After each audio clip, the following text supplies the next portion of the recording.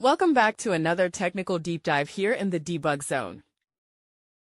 Today, we're tackling a big question and breaking it down with insights from other users.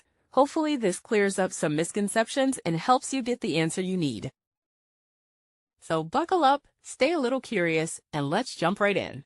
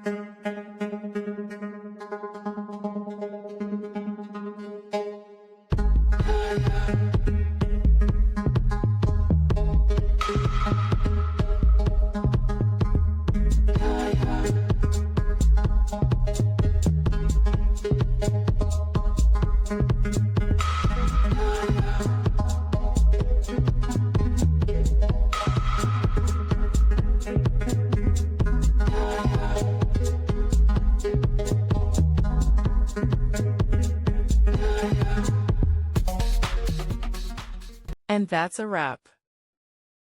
I hope you found the answer you were looking for.